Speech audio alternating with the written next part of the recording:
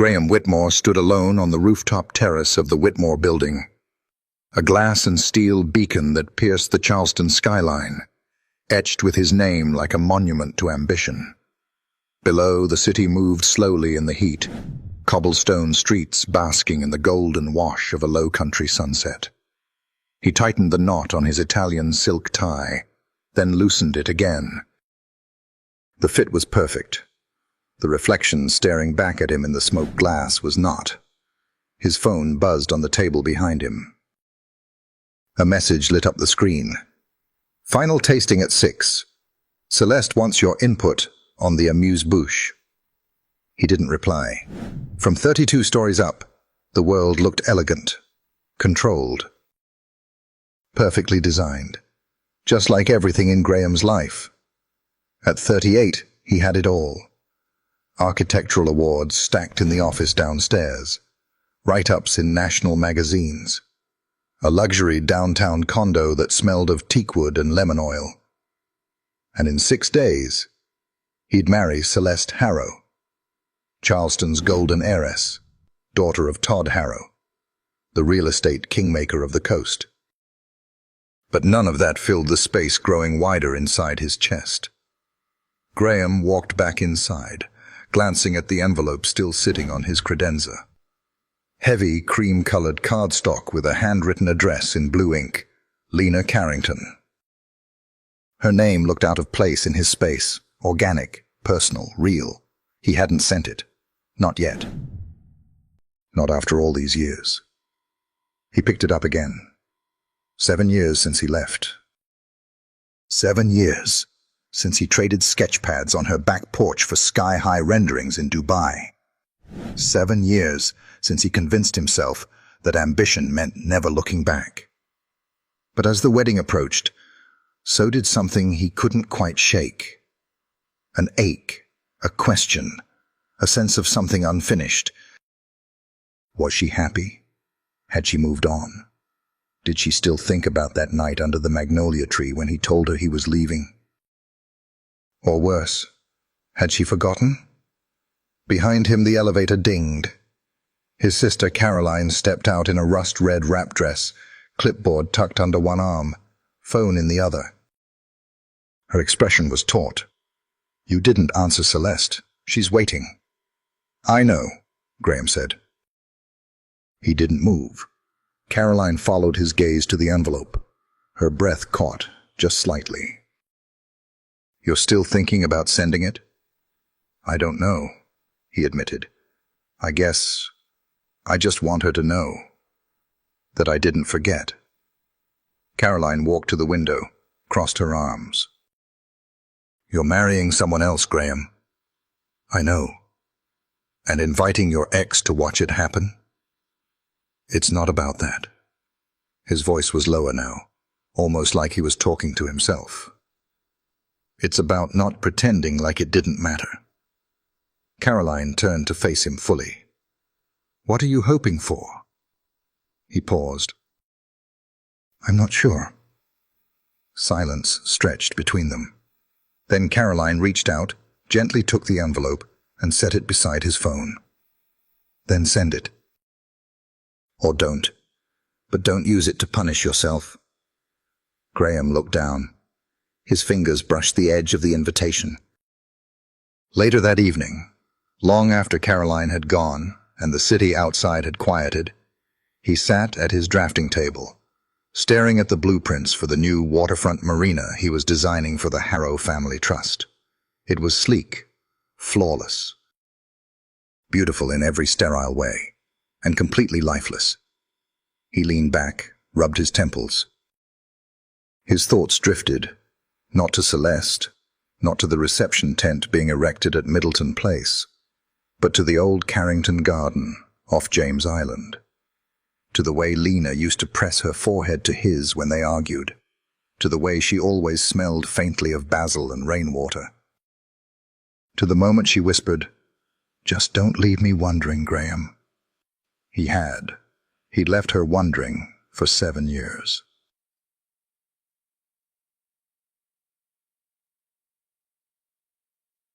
The next morning, Lena Carrington was in rubber boots and work gloves, pulling weeds from the north plot of the Harmony Garden, her hands deep in soil. Children laughed from the nearby raised beds, teachers guiding their tiny hands through sunflowers and thyme. "Miss Lena, look what I found." A small boy held up a crooked carrot like it was treasure. Lena smiled. "That's a fine-looking carrot, Eli. Let's wash it off and give it a try." The community garden she'd helped build was thriving now, an oasis carved from a forgotten city lot, kept alive by grants, volunteers, and her stubborn will. It wasn't glamorous, but it was real, tangible. Rooted. "Mama!" She turned, a small voice from behind her. Ava Grace, her daughter, 6 years old, with a head full of dark curls and a gap in her front teeth, was running toward her, waving something in her hand. "This was in the mailbox." Lena wiped her hands on her jeans and knelt down. Ava handed her the envelope.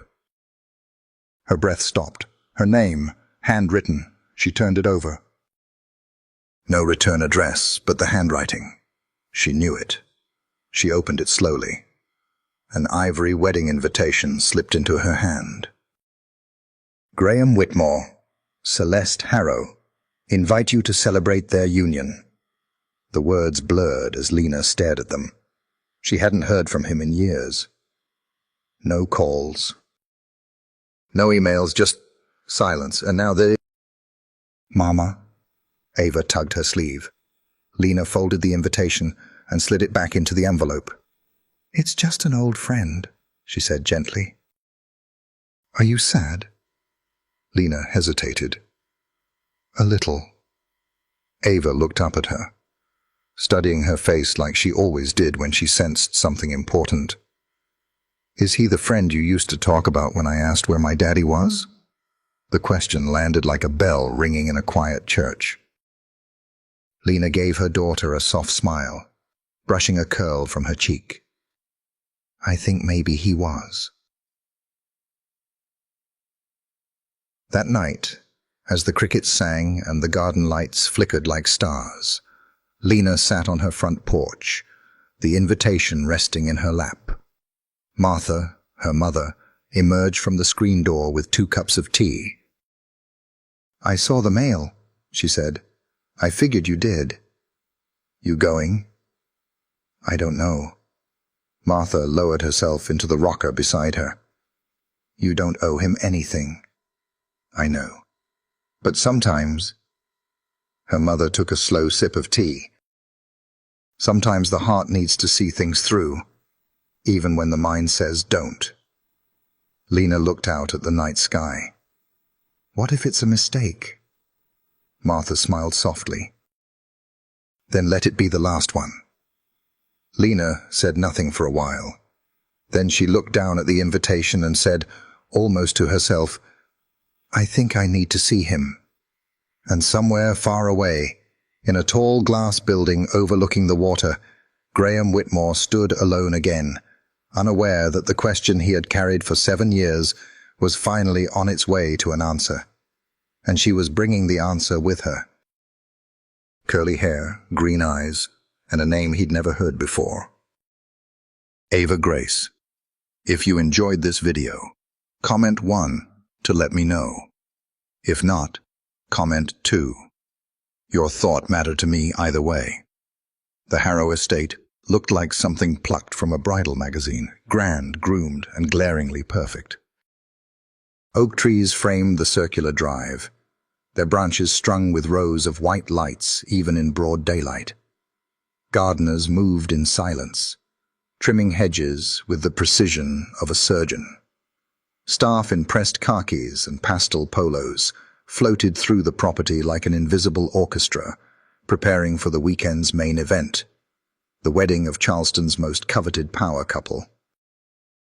Graham Whitmore stood on the wide veranda, his hand resting on the iron railing as he scanned the back lawn, now overtaken by rows of ivory chairs and a glass marquee being constructed near the edge of the reflecting pond.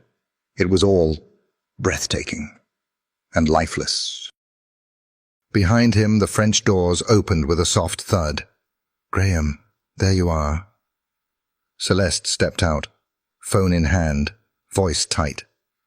Her dress was crisp white linen, her hair pinned like sculpture, her presence graceful, effortlessly controlled. And yet, even now, she barely looked at him when she spoke. "Your florist wants confirmation on the centerpieces, and my father needs you to approve the seating chart. The Langstons can't sit near the McKennas." Graham didn't respond immediately. Celeste glanced up. "Graham?" He turned to face her, voice even. "Do you ever wonder what any of this is really for?" Celeste blinked. "Excuse me?"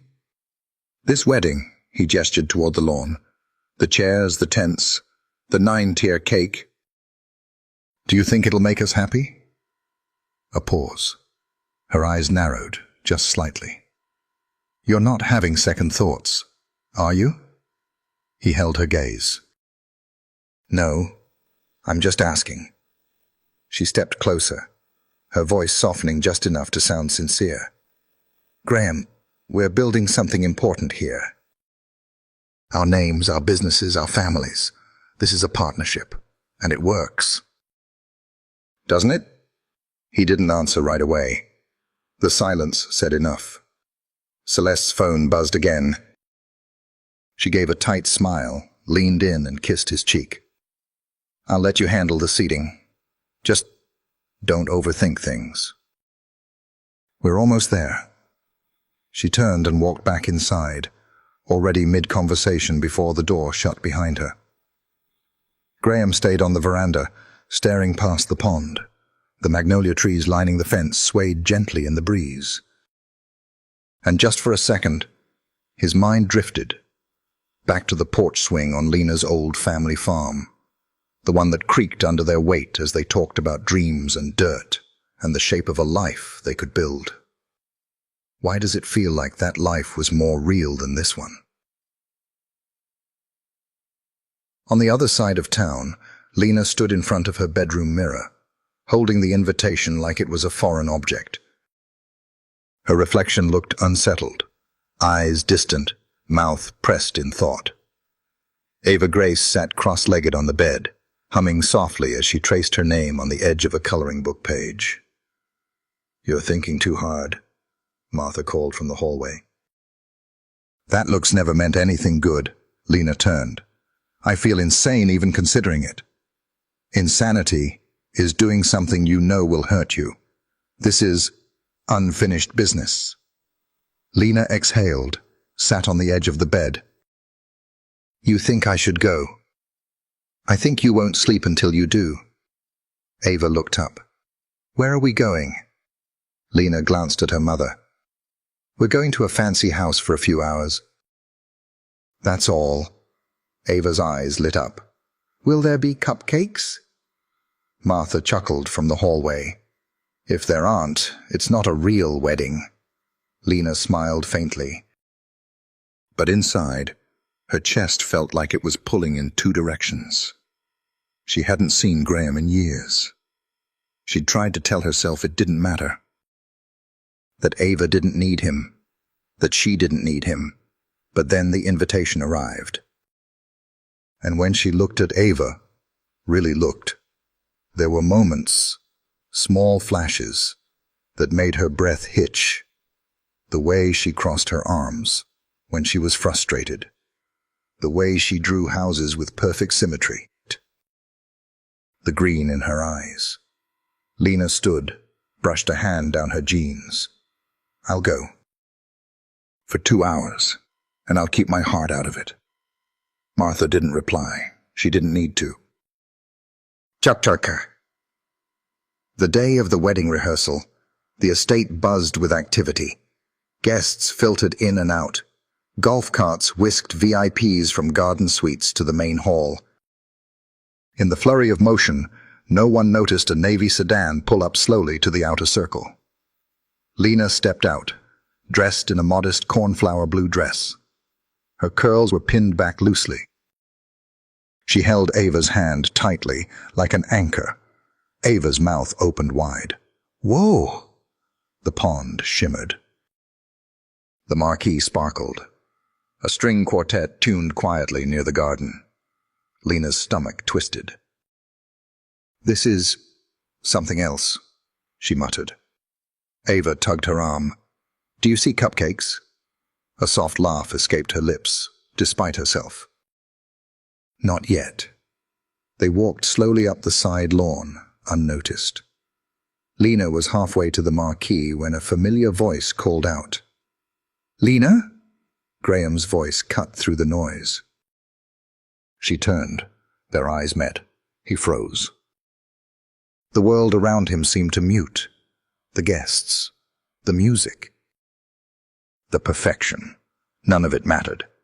There she was. And beside her, a little girl, wide-eyed, curious, with green eyes exactly like his. His heart dropped into his stomach. Lena watched the realization wash over him.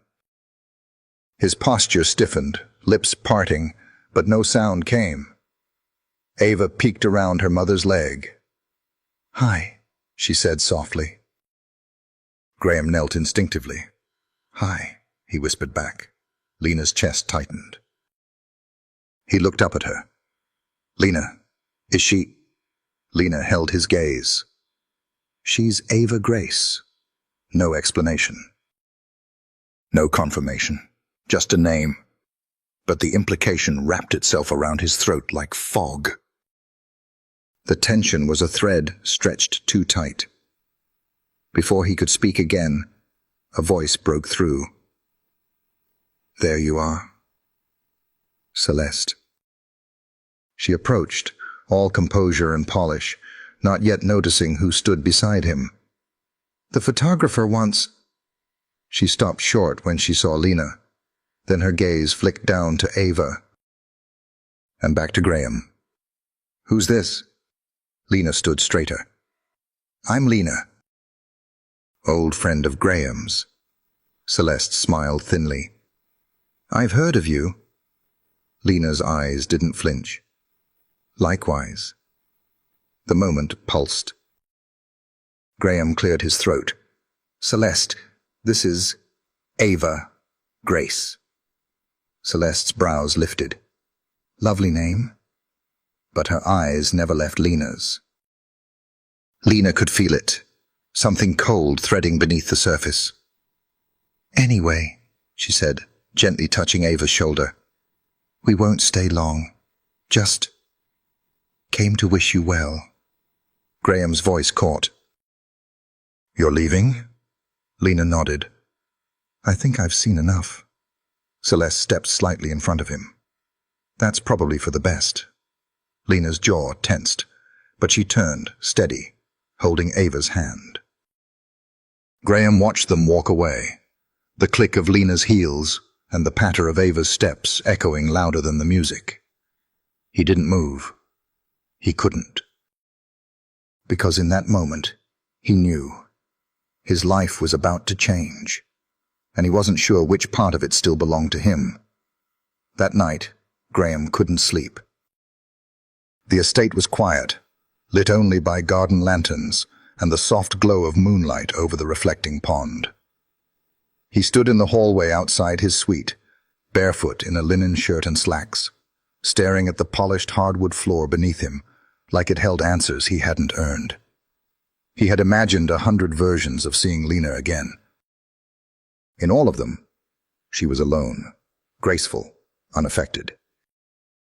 Maybe even a little curious about the life he'd built. He had never once imagined the little girl, Ava Grace. Her voice echoed in his ears. "Hi." Just that.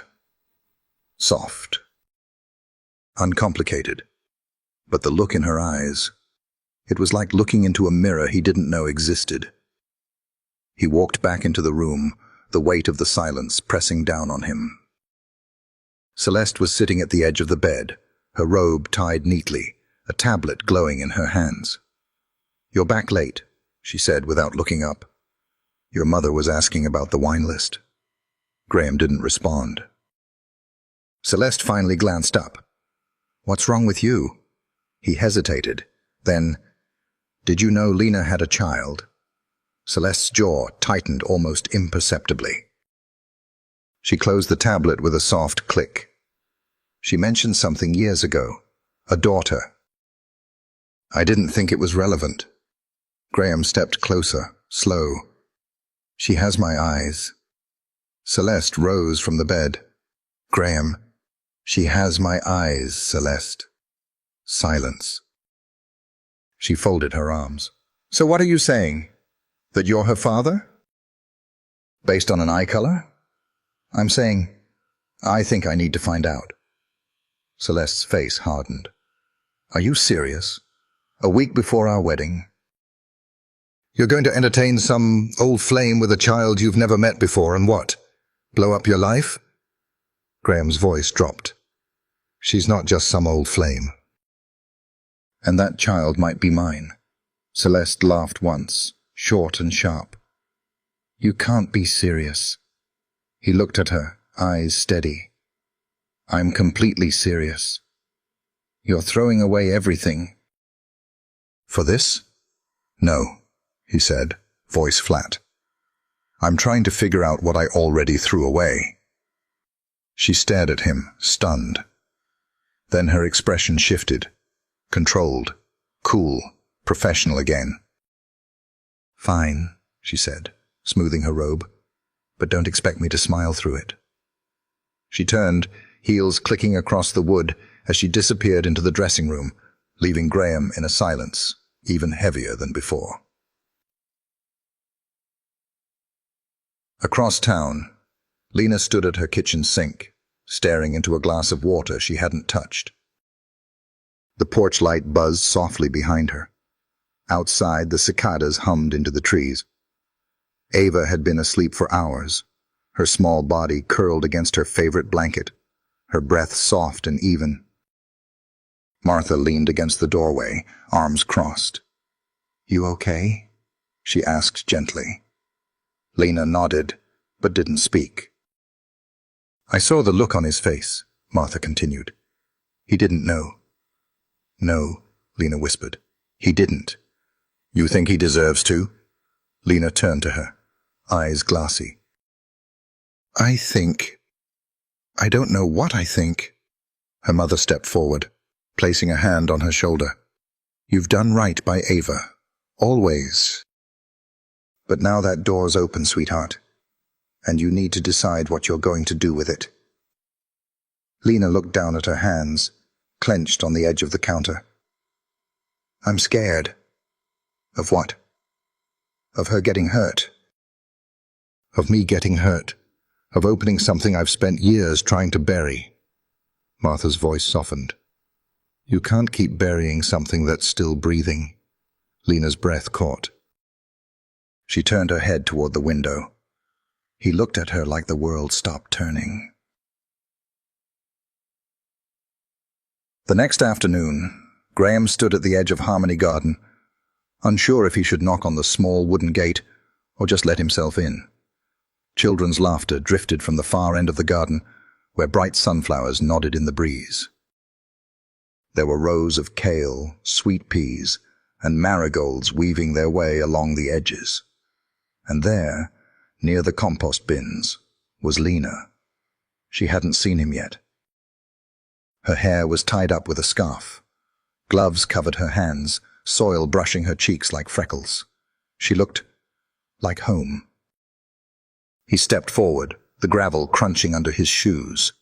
She turned slowly, surprise flashing in her eyes. "Graham?" "Hey," he said. "I wasn't sure if I should come." "You're here," she said, brushing her gloves on her jeans. "So, now what?" He hesitated, searching her face for clues. "Can we talk?" Lena nodded once, pulled off her gloves, and walked toward the small shed at the edge of the garden. It was quiet inside, wood-paneled, warm with the smell of rosemary and cedar. She leaned against a workbench. He stood near the door. "I wasn't expecting to see you again," she said. "I didn't expect any of this," he replied. "Lena, is she mine?" Her jaw clenched, but her voice remained calm. "You really want the truth?" "I need it." "Yes." The word landed like a soft blow. Graham leaned back slightly, breath catching. "Why didn't you tell me?" Lena folded her arms. "I tried. You were in Dubai. Your assistant screened my calls. I sent letters. One came back marked, 'Refused.' I figured you made your choice." "I didn't know. I know that now." He took a step closer. "Why show up now? Why accept the invitation? I wasn't going to." "Then I saw it, and something in me needed to see you, needed to know if you'd look at her and recognize the truth." His voice cracked. "And I did." A pause. Graham looked down. "I missed everything."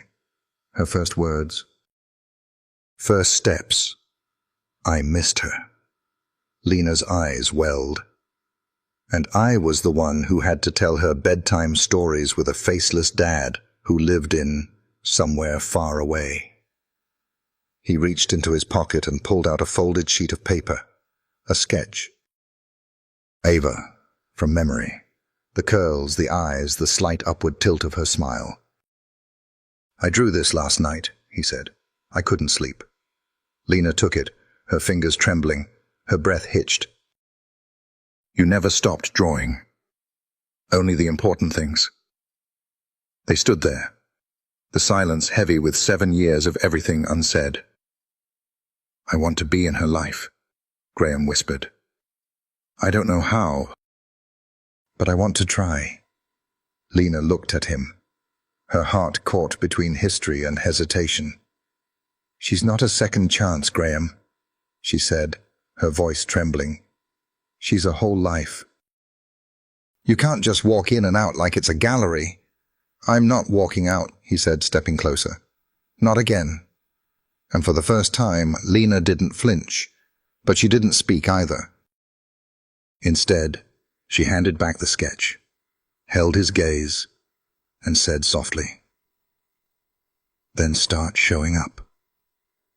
Then she walked past him, back into the garden, leaving Graham alone in the scent of rosemary and sun-warmed cedar. And this time, he followed. If you enjoyed this video, comment 1 to let me know. If not, comment 2. Your thought mattered to me either way. The rehearsal dinner shimmered with Charleston elegance. The long banquet table stretched under a canopy of soft hanging lanterns and Spanish moss, every napkin folded like origami, every glass rim sparkling in the golden hour light. Waitstaff moved like shadows, silent and sharp, pouring wine, passing oysters, laying down dessert spoons with the delicacy of clockwork. But Graham could hardly taste anything. His fingers played absently with the edge of his linen napkin. Laughter surrounded him, polite, practiced, hollow. He could hear Celeste chatting down the table with someone from the Historical Society, her voice bright and clipped, every compliment sharpened to impress. Across from him, Caroline leaned in, lowering her voice. "You've barely touched your plate." Graham blinked. "Not hungry?" She eyed him carefully. "You saw her again, didn't you?" He didn't answer. Caroline sighed. "You need to tell Celeste, Graham, before this gets uglier." His jaw tightened. "It's already complicated. She's your daughter." The words still felt foreign. Sharp, fragile. He glanced down the table again. Todd Harrow, Celeste's father, was deep in conversation with the city's planning commissioner, laughing too loudly at something no one else found funny. This dinner wasn't about love. It never had been. It was about deals and appearances, and he couldn't fake it anymore. His phone buzzed under the table. A text from Lena. "She's drawing you again." This time with a boat. His heart tightened in his chest. He read it twice, then 3 times, as if her words might fade if he blinked. Across the table, Caroline caught the look in his eye. She knew. She always knew. Lena sat cross-legged on the living room rug. Ava Grace sprawled beside her with crayons and paper. The ceiling fan whirred overhead, catching the edges of the drawings and lifting them into a soft rustle. Ava hummed quietly as she colored, her little hands smudging green and blue across the paper. "He's waving," she said, holding up the sketch proudly. "See? That's Daddy on the boat, and that's me with the kite." Lena smiled gently. "He looks very happy." "He is happy," Ava replied. "He said we can ride the boat together." Lena's throat tightened. She hadn't corrected her. Hadn't said. He hasn't promised anything yet. Because the hope in her daughter's voice was something she hadn't heard in a long time, and truthfully it scared her. She stood, walking toward the kitchen under the pretense of boiling water. Her phone buzzed. "Graham. Tomorrow. 9 a.m. May I bring breakfast? For both of you?" She stared at the screen, thumb hovering. Then, quietly, she typed, "Okay, but she likes her eggs with cheese." At the estate, the sun had fully set. The air was thick with perfume and humidity. Guests wandered the lawn with glasses of bourbon and peach cocktails. Fireflies floated near the lanterns like sparks of memory. Celeste took Graham's arm as he stepped down from the veranda. "You've been distant tonight," she said lightly. He offered a half smile. "Just tired?" Her grip tightened slightly. "Graham, please don't make me guess." He sighed. She guided him toward the garden path, away from the others. "I know something's shifted," she said once they were alone. "You're here, but your mind isn't. And if this is about her, then I need you to say it." Graham looked out across the dark lawn. A single garden light flickered near the reflecting pool. "I didn't know, Celeste, about the child. And now that you do?" He met her eyes. "Now everything feels different." A beat of silence. She stepped back, wrapping her arms around herself. "So what are you saying? That this wedding is a mistake? I'm saying I need time, space. This isn't just about us anymore." Her voice was quieter now, but cold. "You think she's just going to forgive you? Let you walk back into a life you abandoned?" "I'm not asking for forgiveness," he said. "I'm asking for a chance to be the man I wasn't." Celeste's jaw tightened. "You made promises to me, Graham." "I know." "Then be careful which ones you break." She walked past him, heels clicking softly against the stone, vanishing into the shadows of the veranda. And Graham stood alone. Again. Bapia. The next morning, Lena opened the door and found him standing there, wearing a light jacket, hair tousled, holding a cardboard drink tray and a brown paper bag. She raised an eyebrow. "You actually brought breakfast." "Eggs with cheese," he said, holding up the bag like an offering. "And one blueberry muffin. I wasn't sure about the muffin." Ava peeked from behind her mother's leg. Graham smiled. "Hi again." She looked up at Lena, then stepped forward. "Do you want to see my boat drawing?" "I'd love to." They moved to the porch. The garden shimmered with morning dew, the air still and clean. Lena handed him a mug of coffee, sitting across from him with arms folded. "I'm not ready to talk about custody, or titles, or anything official. I understand." But I also can't pretend you don't exist anymore. She's not a puzzle piece you get to fit into your timeline. I'm not here to fit, he said. I'm here to build. She looked at him, eyes narrowing slightly. Build what? He turned to watch Ava as she ran barefoot through the grass, waving her drawing like a flag. Something honest. Lena's voice softened. You're going to need more than muffins for that. He smiled. I brought orange juice too. She laughed once, then caught herself. But he noticed. He always noticed. I don't trust easily, she said. Then I'll keep showing up. She nodded slowly, as if she didn't fully believe him, but maybe, just maybe, she wanted to. Inside, Ava's crayon rolled off the porch table and clattered to the ground. She bent down to grab it, then looked up. Daddy, can we go to the park today? Lena froze. Graham didn't. He knelt beside her, eyes gentle. If it's okay with your mom, I'd love to. A long pause. Lena looked down, heart thudding in her chest. And then, quietly, carefully, she nodded. Just once. And for the first time in 6 years, Graham didn't feel like a guest in his own story. He felt like someone being written back in. The park smelled like spring, fresh-cut grass, warm bark, and the lingering sweetness of honeysuckle drifting through the breeze. Ava Grace darted ahead of them toward the wooden play structure, her curls bouncing as she climbed the steps 2 at a time. Graham stood beside Lena at the edge of the gravel path, coffee cup cooling in his hand, his eyes never leaving his daughter. Not for a second. Is she always this fast?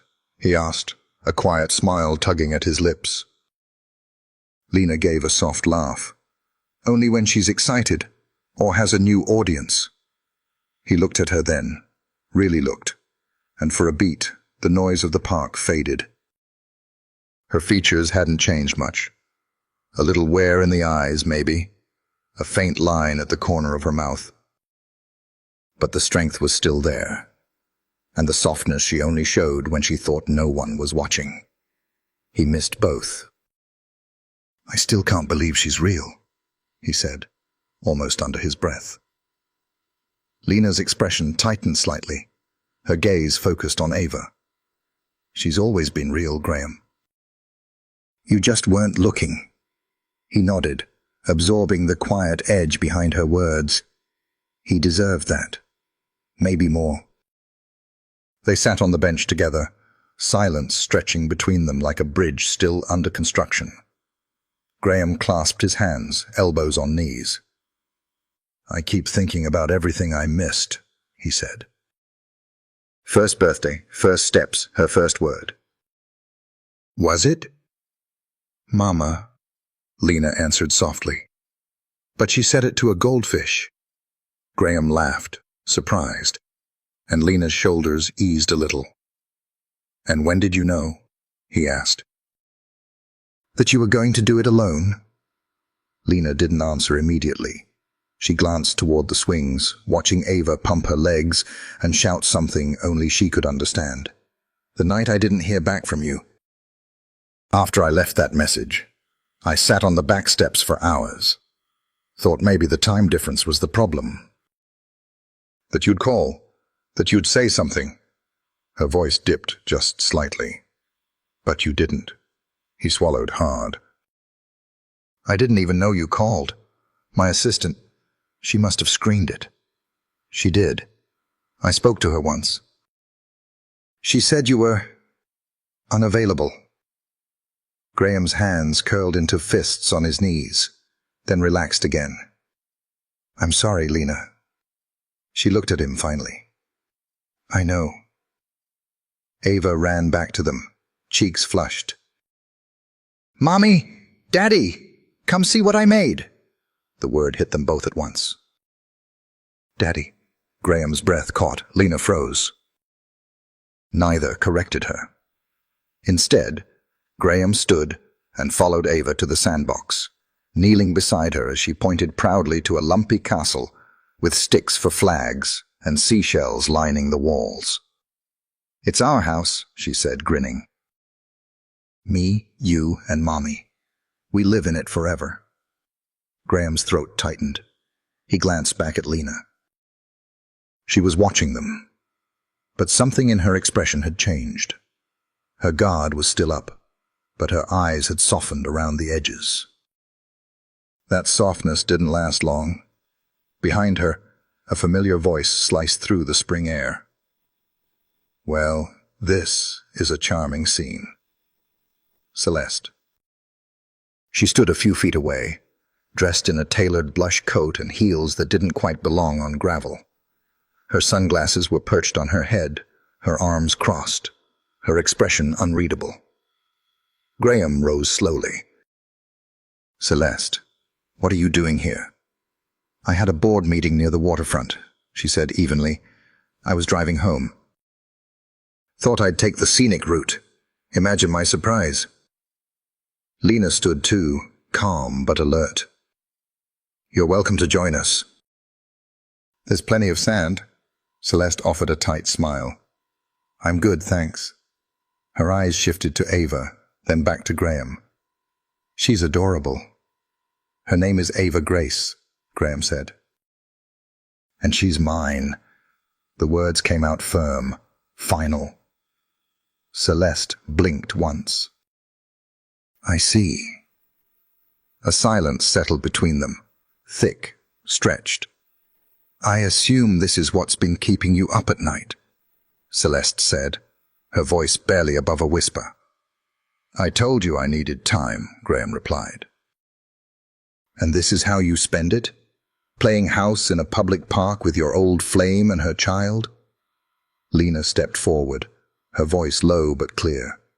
"You don't get to speak about her like that." Celeste's gaze didn't move. "You had 7 years. Why now?" "Because I didn't know," Graham said. "And now that I do, I'm not walking away." Celeste's jaw clenched. "So what does that mean? The wedding's off? Or are you hoping I'll smile and wave while you build a new family on the side?" "I don't have the answers yet," Graham said. "But I know I owe them more than silence." Celeste stared at him, and for a flicker of a second, something cracked behind her eyes. "You're not the man I thought you were." He nodded slowly. "You're right." She turned on her heel, her voice clipped as she walked away. "Then maybe we're both lucky to find that out now." Lena stood still for a long moment after she disappeared. Graham looked over at her. "I'm sorry," he said again. She shook her head. "Don't be sorry for showing up. Just be sure you're ready to stay." He nodded. Then quietly she asked, "Do you still have the swing sketch?" He smiled, surprised. "The one from our old porch? The one you drew that night before you left?" "I think I do," he said. "Why?" Lena glanced down at Ava, still shaping towers in the sand. "Because I'm wondering if it's time to build another one." Their eyes met, and somewhere, beneath the weight of time and mistakes and quiet hope, something small, and maybe beautiful, began again. The sun dipped low over the marshlands as Lena stepped onto the porch, wiping her hands on a faded kitchen towel. The scent of lemon balm floated from the herb pots along the railing, and the cicadas had just started their evening chorus. The light was soft, golden, the kind that wrapped the world in quiet. Inside, Ava hummed as she colored at the kitchen table, her little feet swinging beneath the chair, crayons scattered like confetti. Lena turned as she heard footsteps crunching on the gravel path. Graham. He wore a denim shirt rolled to the elbows and held a long, flat package wrapped in brown paper.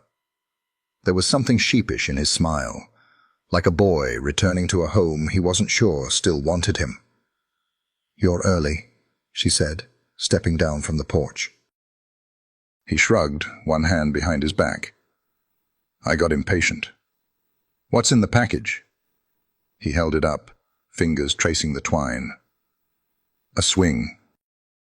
Or, well, the pieces of one. Lena's eyebrows lifted. He set it down gently on the porch, unwrapping it slowly, reverently. Cedar planks. Thick rope, sanded edges. The wood still smelled fresh. I figured if we're talking about building something, maybe we start here. She didn't say anything for a moment. Her eyes moved from the swing parts to the place beneath the old oak, just off the porch where the grass had worn thin. I used to sit there when I was pregnant, she said quietly. Didn't have the energy to do much else. Graham's voice was soft. I should have been here. Yes, she replied, her tone not unkind. But you're here now. They stood in silence for a few breaths. Then she bent down and picked up one of the planks. Well, she said, handing it to him, you're not putting it up alone. They worked together in the quiet rhythm of shared memory. Graham tied the knots, while Lena checked the leveling. Ava peeked out the window now and then, squealing with delight when she saw the swing taking shape. The ropes creaked as Graham tested it with his weight. Sturdy, he said. Like you remembered how to build something, Lena teased. He looked at her, half a smile on his lips. Some things you don't forget. The swing hung still for a moment, glowing in the dusk light. Then Ava burst out the front door, barefoot, her arms flailing with excitement. Is it ready? Can I try it? Graham stepped aside. All yours, sweetheart. She jumped on, and they both stood there, watching as she soared forward and back, laughing loud enough to make the wind jealous. Lena stole a glance at him, and for a fleeting second she saw the boy she once loved, the one who sketched swing sets and whispered dreams into her hair. She loves it, she said. Graham nodded, but his voice turned serious. I want to give her more than a swing. Lena's expression sobered. Do you really understand what that means? She asked. I think I'm starting to. It's not weekend visits and ice cream runs, Graham. It's dentist appointments. It's tantrums in the middle of the store. It's telling her no when she wants yes. It's showing up when it's hard. He looked down, then back at her. Then I'll learn. I'll fail. And I'll keep showing up anyway. A beat passed. She didn't speak, but something in her shifted. Just slightly. Later that night, after Ava had fallen asleep in a pile of books and stuffed animals, Lena and Graham sat on the porch steps, mugs of chamomile tea warming their hands. The swing swayed gently in the breeze, empty now, its ropes whispering stories to the stars. Graham glanced at her.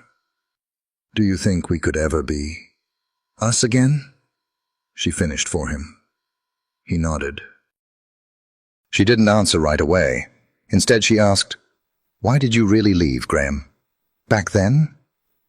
His breath caught. I told myself it was ambition, that I needed to chase something bigger. And the truth?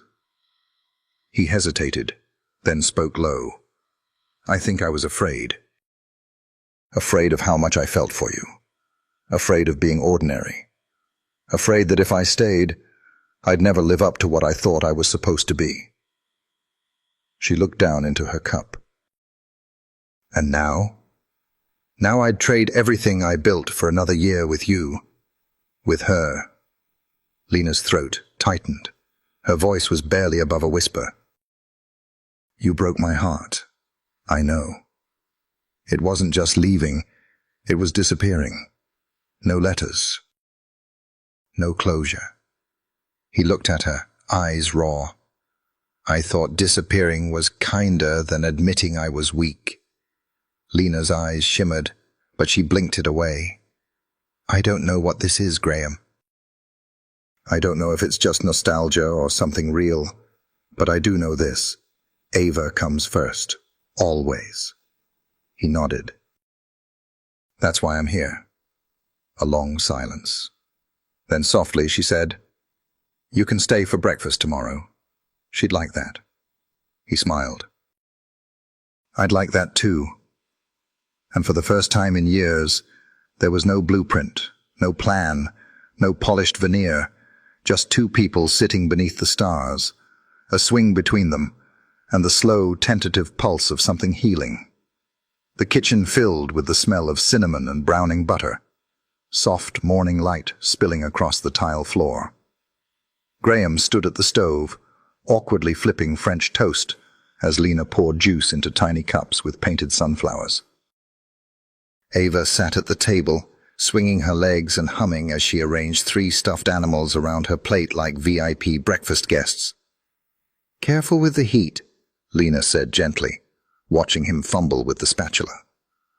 I design commercial buildings, not breakfast, he muttered, cheeks coloring. She smirked. You'll want to master both if you're planning to hang around here. He smiled, shy and warm. That's the plan. Ava beamed. Daddy made toast, real toast. Lena glanced at Graham, who stiffened slightly. Every daddy, still a jolt to his chest, a title he hadn't earned yet, but didn't want to correct. Not now. Not with her so proud. He slid a golden slice onto her plate, with extra cinnamon. Just like your mom used to make. Ava squinted at him. You mean Grandma? He laughed. Yes. Grandma. But your mom, too. I stole her recipe once. Lena arched a brow. Stole is a generous word. Borrowed without permission? Better. Ava dunked her toast in syrup like she was painting a masterpiece. Can we go to the market today? Graham looked at Lena. She hesitated. There was safety in routine, in boundaries, but there was something honest about saying yes too. Okay, she said finally, but you're in charge of keeping track of your tiger. Ava gasped. Mr. Stripey will never get lost. Graham chuckled. Famous last words. Charleston's Saturday market was in full bloom. Rows of tents curved around the waterfront like a living ribbon. There were buskers playing old jazz, handmade soaps in pastel piles, flower vendors with sunburned cheeks and daisy crowns, and children running between stalls with hands full of kettle corn and fruit slices. Lena walked beside Graham, trying to ignore the number of people who stared just a little too long. She knew what they saw. The millionaire architect, the ex, the little girl, the almost family. Ava tugged on Graham's hand. Can I pick a flower for Mommy? He bent down. Only if it smells better than syrup. She giggled. Everything smells better than syrup. They stopped at a flower cart spilling with wild tulips and freesia. The vendor, an older woman with kind eyes and skin like soft parchment, leaned forward. Well, aren't you a ray of sunshine? She said to Ava. What color do you think love smells like? Ava pondered. Maybe purple. Or orange.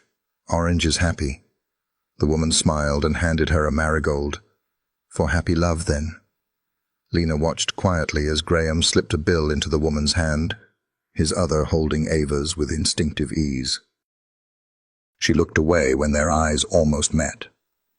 She wasn't ready to let her guard down. Not completely. Not yet. Later, back at the house, the market flowers stood in a glass jar on the kitchen counter.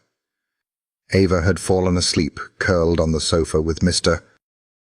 Stripey tucked beneath her arm. Graham stepped onto the porch, sipping water, watching the sky deepen to amber. Lena joined him, folding her arms, eyes on the horizon. She loves being with you. His throat tightened. I love being with her. She trusts easily, Lena said, not unkind. But she remembers deeply. He nodded. And you? I remember even more. They were quiet for a while. Then she said, without looking at him, Celeste came by yesterday. Graham stiffened. What did she want? She didn't say much. Just dropped off an envelope.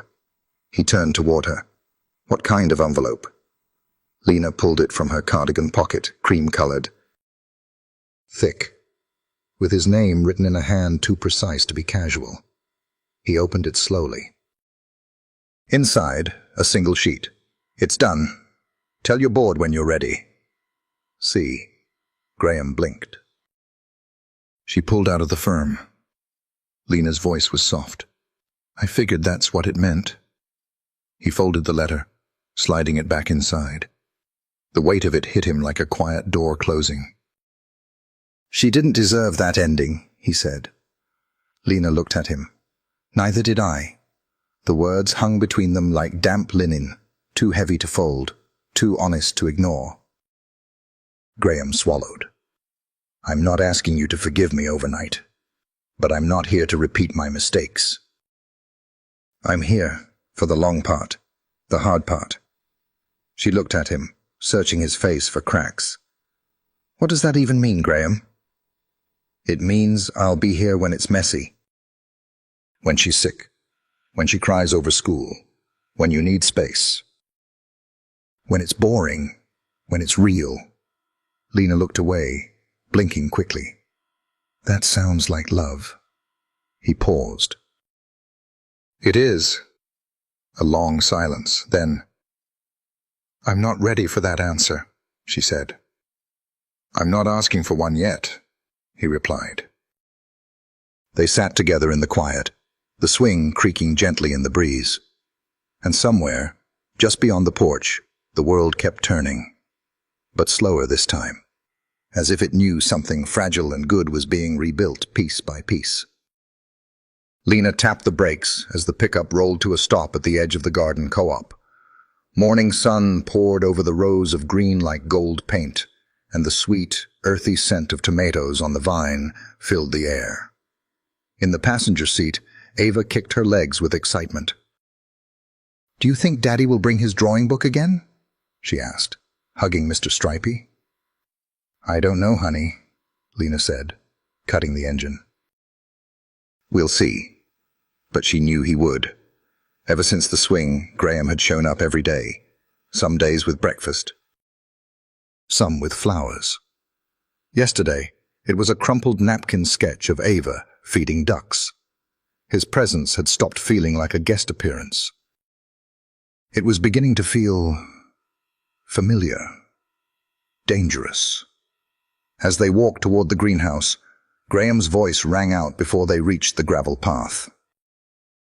Hold on, stay still, okay? Now look at me like you just won a pie-eating contest. Ava squealed. That's silly. He was crouched down near the raised beds, pencil flying across the page as Ava posed with her arms wide, face scrunched up in a pretend pie-stuffed smile. Lena froze for a second before stepping forward, her shadow catching his attention. He looked up, and just like every time, his eyes softened the moment they met hers. You're early, she said. He smiled. She insisted. I did, Ava called out, running over and throwing herself against Lena's side. He said he's almost done with the picture. Lena gently smoothed her daughter's curls. Well, we should probably check on the basil before the sun turns it to soup. I'll go. I remember where it is, Ava chirped, already off toward the east beds. The moment she was out of earshot, Graham stood. She's talking about me like I've always been here, he said. It's hard to describe. Lena nodded. That's what she does. She doesn't ration love. She just pours it out. Graham's voice was quiet. I don't want to break that. You better not. He hesitated. And with you? She met his gaze. "I'm not as quick with grace." His eyes held hers, steady. "I don't expect you to be." A beat passed. The warmth between them was real, but fragile. Lena turned toward the greenhouse. "I'll grab the rosemary," she said. "Can you help her with the watering cans?" "Gladly." That afternoon, the three of them sat under the oak tree, a picnic basket between them. Ava dozed against Graham's shoulder, one hand clutching the corner of her blanket. Her cheeks were pink from the sun, her lips sticky with jam. Lena sipped sweet tea slowly, watching Graham brush a leaf from Ava's forehead. "You look like you've done that 100 times, she said softly. "I wish I had," he answered. A pause. "I had a meeting with my firm this morning," he added. She looked up. "Yeah?" "I resigned." Lena blinked. "You what?" "I stepped away from the board, sold my shares." It was time. Her brows furrowed. "Graham, that company was your legacy." "No," he said, voice steady. "My absence was my legacy. I want something different now." Lena stared at him. "You can't just walk away from everything you built." He met her eyes. "I'm not walking away. I'm walking towards something better." Her breath caught. "You're serious," she said. "Dead serious." "I'll consult here and there. Nothing big, just enough to stay afloat. I want to be present. I want to raise our daughter. I want to figure out if this thing between you and me has another shot." Lena looked down, her thumb tracing the rim of her glass. "You're rebuilding your life from the ground up." "I have to," he said. "The foundation I laid before was all wrong." She didn't answer right away. Ava stirred and shifted in her sleep. Lena glanced at her, then back at Graham. "I don't know how to trust this yet." "You don't have to. Just let me prove it." She looked at him for a long time. "You'll need a job." He smiled. "I was hoping the Harmony Garden had an opening." She laughed softly. "We pay in tomatoes and unsolicited advice." "I'll take it." A silence settled, but it wasn't uncomfortable. It felt earned. That evening, Lena walked into the kitchen to find Martha at the sink, drying dishes. "You were gone longer than usual," her mother said without turning around. Lena pulled out a chair, sat down. "We stayed for a picnic." "With him?" "With both of them." Martha placed the dish towel down and turned. "Lena, I know what it's like to hope a man's changed. But I also know what happens when that hope clouds your common sense." Lena nodded slowly. "I know. That's why I'm not leaping. I'm watching, listening, letting him earn his way." Martha studied her daughter's face. "You've got that look." "What look?" "The one you had before you told me you were pregnant. The one that says you're already in deeper than you want to admit." Lena looked out the window. The swing moved just slightly in the breeze. "I never really stopped," she said quietly. Martha sighed and sat beside her. "Then just promise me one thing. Anything. When your heart says it's time to choose, make sure you're choosing for you, not just for Ava. Love that's built on guilt never lasts." Lena nodded, eyes misting. "I hear you." She did, and for the first time in a long time, she wanted to believe it could really be different this time.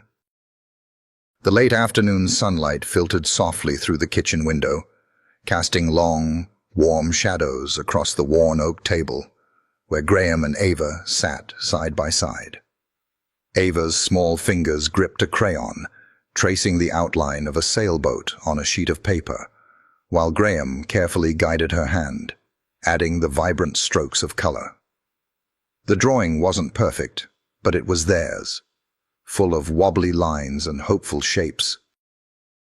"You're getting really good at this," Graham said, his voice low and gentle.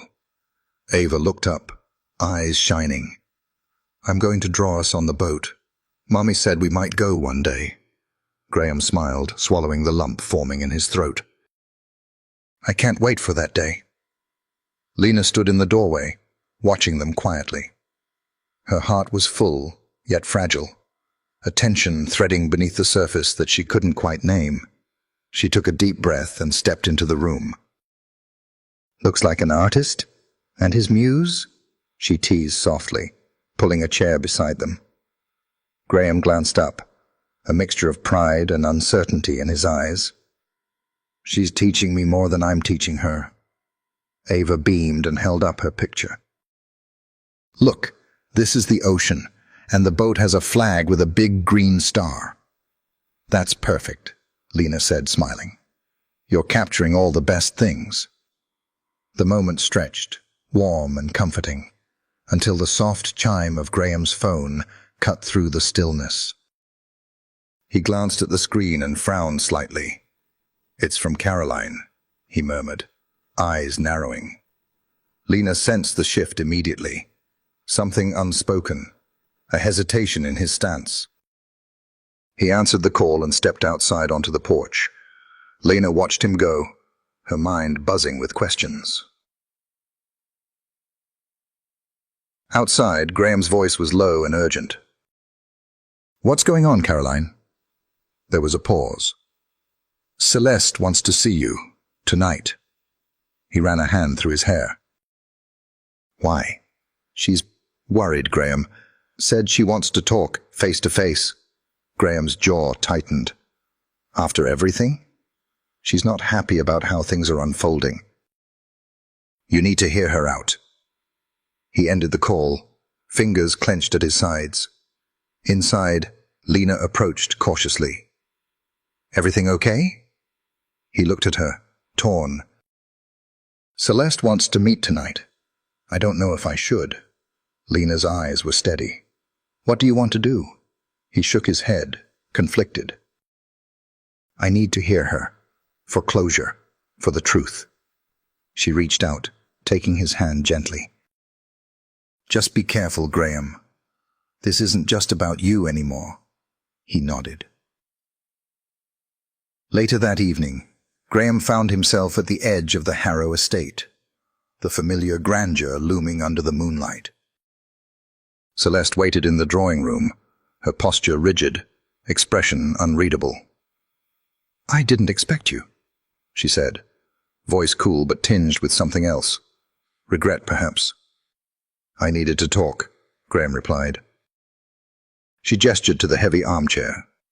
"Sit." They faced each other across the polished mahogany table. Celeste's eyes searched his. "You've changed the game, Graham. Resigning from the firm, spending time with her." He met her gaze steadily. "I'm trying to do what's right," she scoffed lightly. "Right? Is that what you call this?" "Turning your back on a future we built?" Graham's voice was calm but firm. "It was never truly ours. Not while I was pretending." She stood abruptly. "Pretending? So I was just a prop in your little charade?" "No," he said softly. "I was the one pretending." "You deserve the truth." Celeste's eyes shimmered with unshed tears. "The truth is messy, Graham, and sometimes the truth hurts people we care about." He stood, voice steady. "I don't want to hurt anyone anymore." She nodded slowly, folding her arms. "Then prove it." He turned to leave, pausing at the door. "Celeste, thank you." She didn't respond. Cha-cha. Back at the house, Lena waited up, unable to sleep. When Graham finally returned, she met him at the door. "How did it go?" He sighed deeply. Harder than I thought. She's hurting, angry. And afraid. Lena nodded. I told her I'm done living a lie, that I want to be real, for Ava, for you, for me. She smiled faintly. That's all anyone can ask. He stepped inside, dropping his keys on the counter. There's still a long way to go. She reached for his hand. We'll walk it together. In the quiet that followed, Ava's soft breathing came from the next room. And beneath the weight of uncertainty, a fragile hope took root. A hope that love, though complicated and imperfect, could find its way home. The early evening sun cast long, golden rays across the manicured lawn of the Whitmore family estate, where a soft breeze carried the scent of jasmine and freshly cut grass. Graham stood near the marble fountain, hands tucked into the pockets of his blazer, eyes fixed on the distant tree line as though seeking answers in the fading light. The sound of heels clicking against the stone pathway broke his reverie. Graham. He turned to see Caroline approaching, her expression unreadable, but her eyes holding a depth of concern that unsettled him. Caroline, he greeted, managing a faint smile. She stopped a few feet away, folding her arms. I need to talk to you. Privately. His stomach tightened. There was a gravity in her tone he hadn't expected. They moved into the shade of a large oak tree, the evening casting shadows that softened their features. I've been meaning to tell you something, Caroline began, her voice low. Something I should have said a long time ago. Graham's brows knit. What is it? She hesitated, biting her lip before continuing. I knew about Ava. His breath caught. You knew? The word barely escaped him. Caroline nodded. Not everything, but enough. When Lena found out she was pregnant, she confided in me. Graham felt a wave of emotions, shock, betrayal, regret, all colliding. Why didn't you tell me? I was scared, she admitted. Scared of how you'd react. Scared it would destroy the family. So I stayed silent. He closed his eyes for a moment, the weight of years pressing down on him. And now? Now I think you deserve to know the whole truth. And Lena deserves honesty. From all of us. His voice was barely a whisper. I'm sorry. For everything. Caroline reached out, placing a tentative hand on his arm. You can't change the past, but you can decide what kind of man you want to be now. Graham nodded slowly, absorbing her words. Just then, footsteps approached. Celeste appeared, her eyes sharp, lips pressed into a thin line. Graham, she said, voice steady but edged with tension. He turned to face her, heart pounding. I think we need to talk, she said, glancing between him and Caroline. The moment was heavy with unspoken truths and fragile alliances. Graham took a deep breath. Then let's not waste time. As the sun dipped below the horizon, 3 lives stood at a crossroads, where past secrets collided with present choices, and the path forward was uncertain but undeniable. The morning of the wedding arrived with the sky so clear it seemed to hold its breath, as if the world itself awaited the moment when everything would change. The Whitmore estate buzzed with quiet energy, florists making last-minute adjustments, chefs laying out delicate hors d'oeuvres, guests arriving in clusters of whispered excitement. Graham stood at the edge of the garden, staring out at the rows of white chairs facing the ancient oak tree. The same oak beneath which, just weeks ago, he and Lena had rebuilt a swing, the symbol of fragile new beginnings. His heart hammered against his ribs as he caught sight of a small figure among the guests. Ava Grace. Her curls shone like sunlight, and her green eyes scanned the crowd with a seriousness far beyond her years. She wore a simple dress, soft and white, a single marigold pinned to the bodice. She looked at him. He swallowed hard. The organ music began, a soft melody rising like a whisper through the leaves.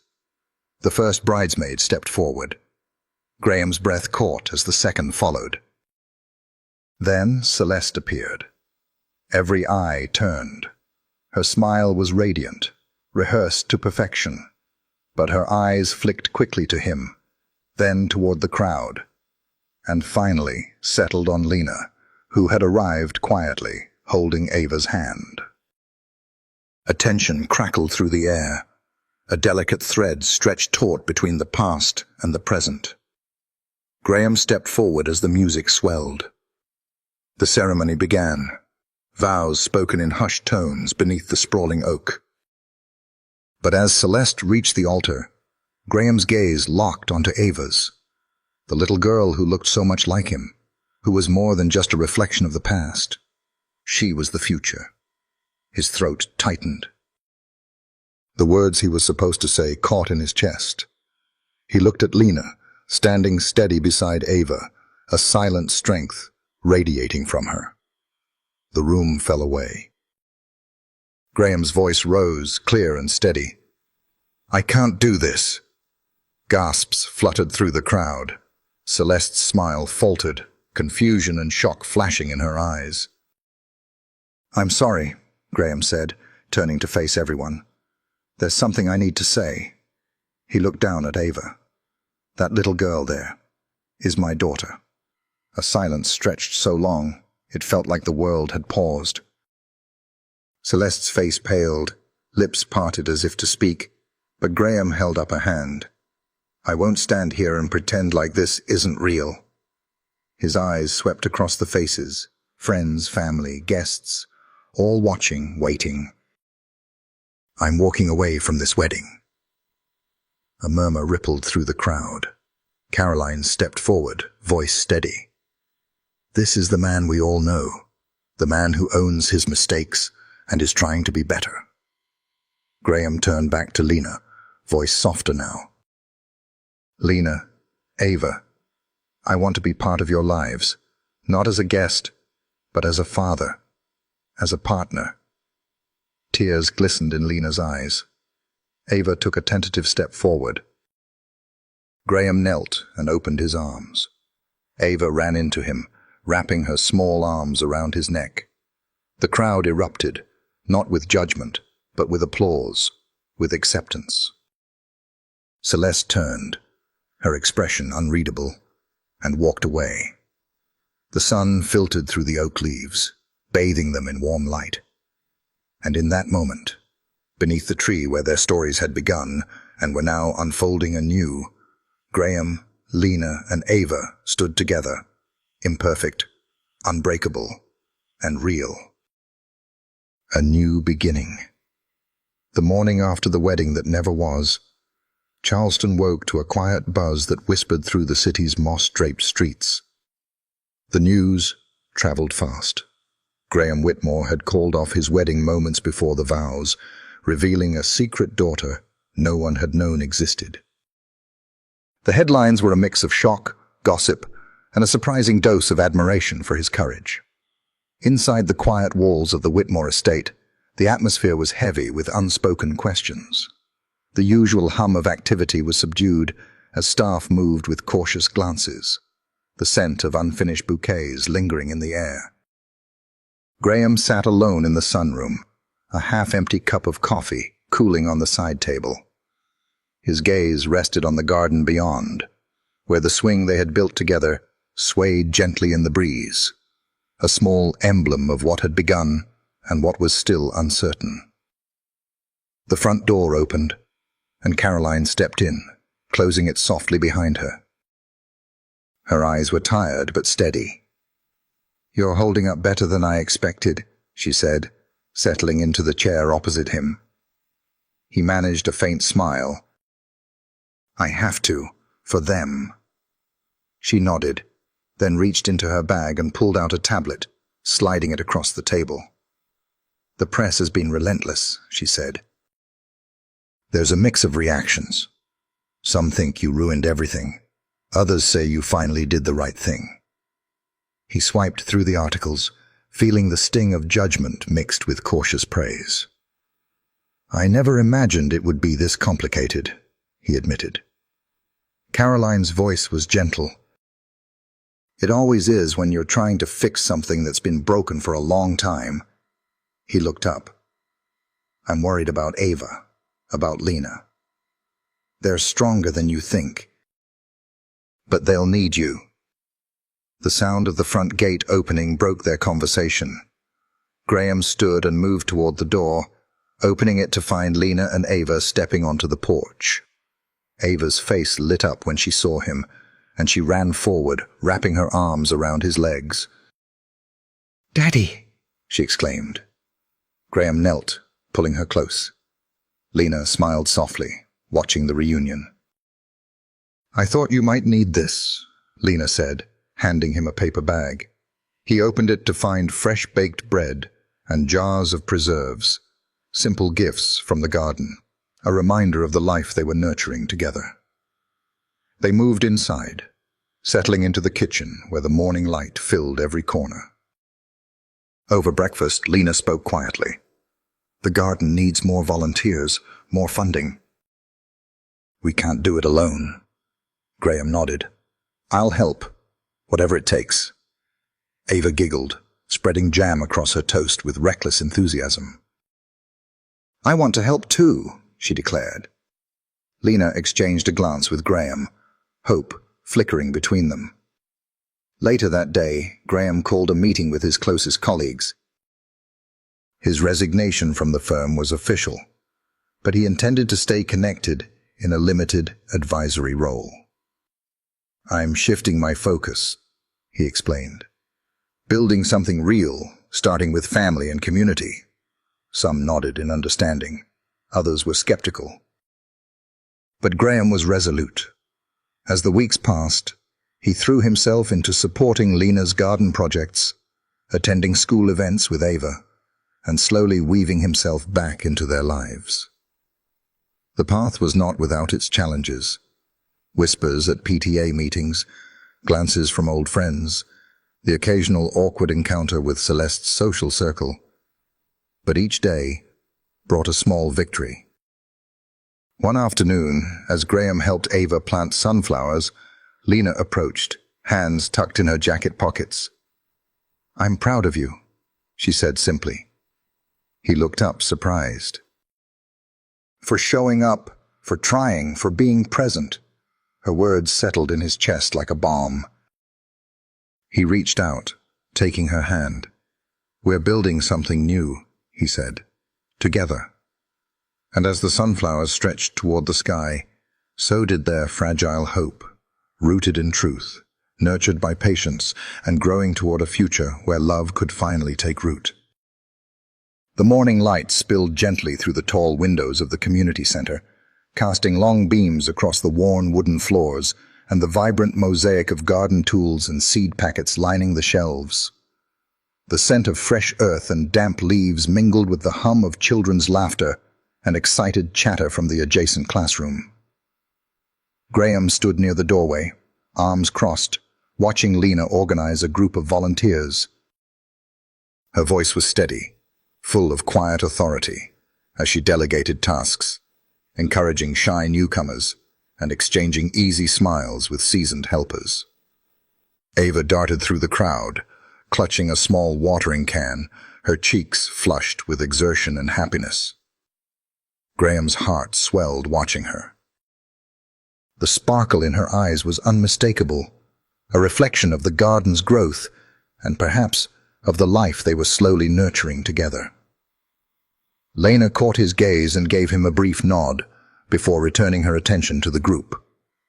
He stepped forward, clearing his throat. "Looks like things are really taking off," she smiled, a hint of tiredness beneath the warmth. "We're expanding. The funding finally came through to start the after-school programs. Graham raised an eyebrow. That's incredible. It's what the neighborhood needs, and what Ava deserves, Lena said softly. He met her eyes, sincerity evident in his own. I want to help, more than just writing checks. I want to be hands-on.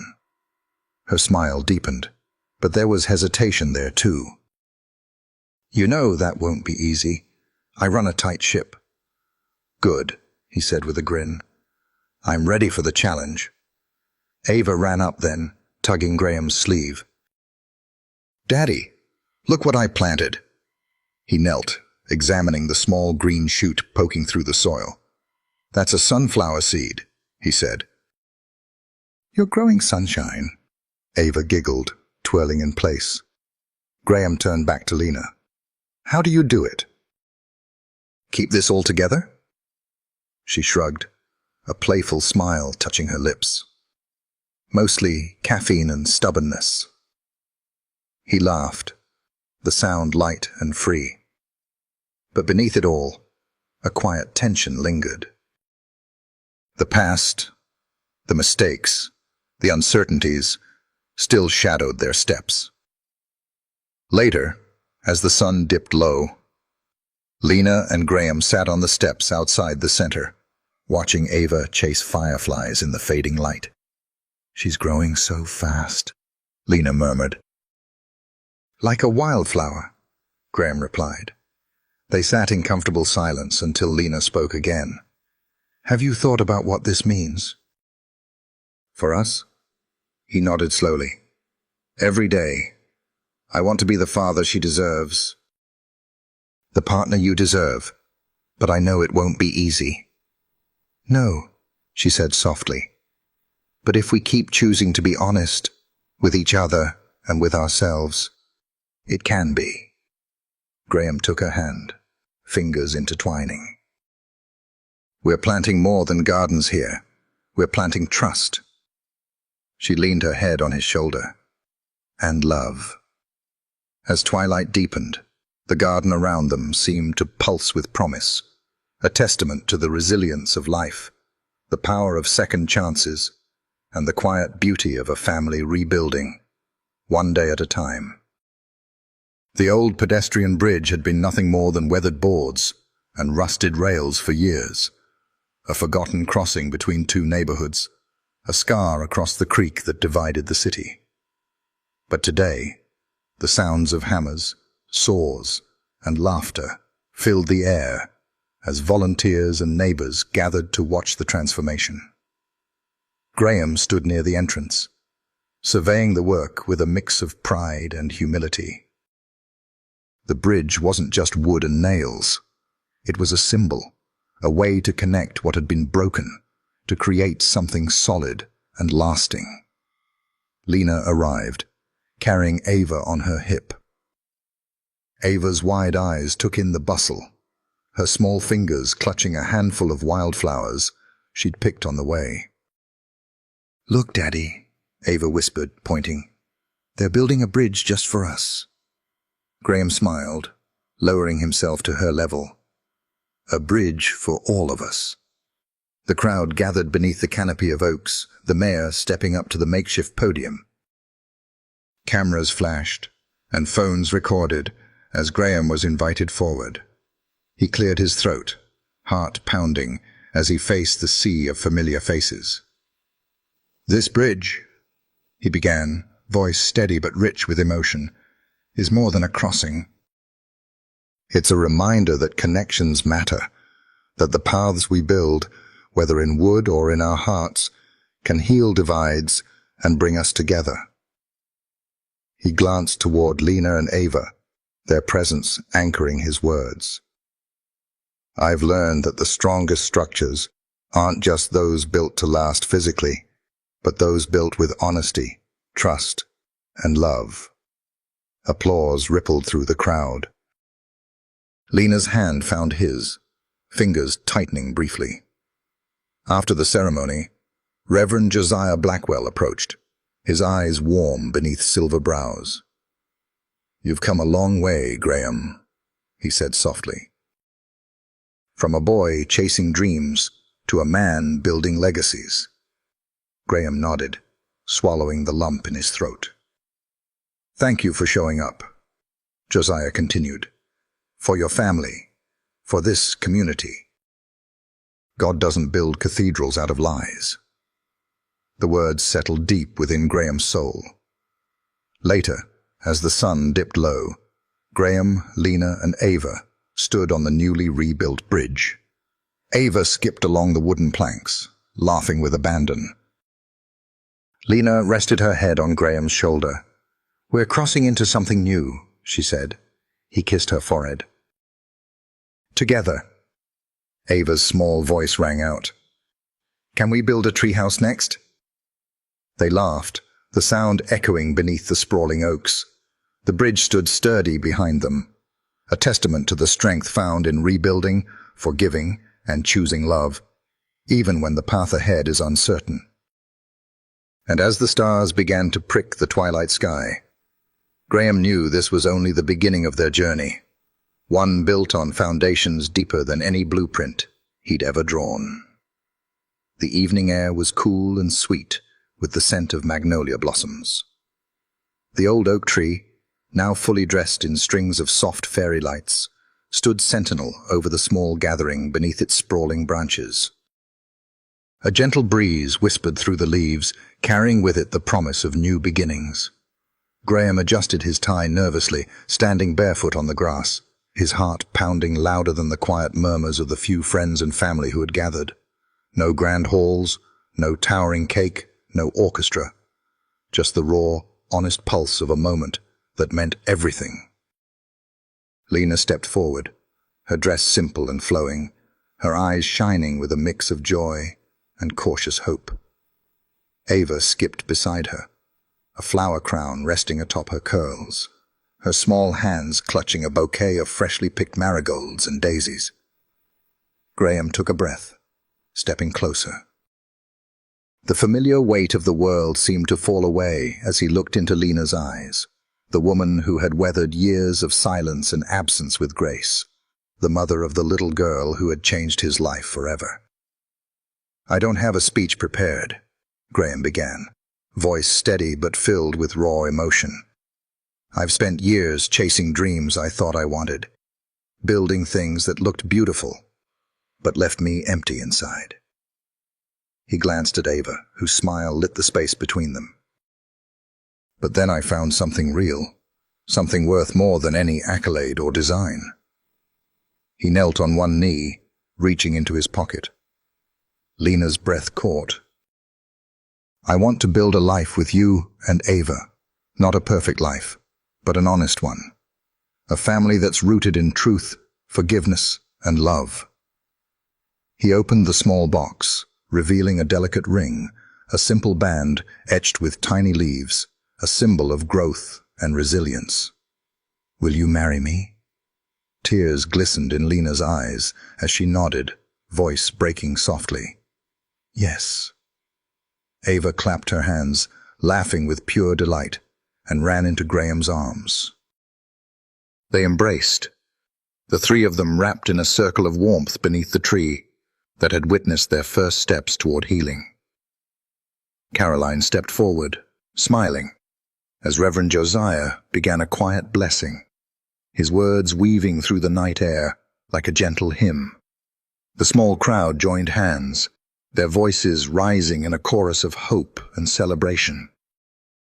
As the stars blanketed the sky, Graham looked around, at the faces of those who had stood by them through storms and sunshine, and felt a peace he had never known. The past was behind them, the future unwritten, and the present was a gift they would cherish. And in that moment, under the magnolia's watchful gaze, love wasn't just a promise. It was their foundation, strong, imperfect, and beautiful. If you enjoyed this video, comment 1 to let me know. If not, comment 2. Your thought mattered to me either way.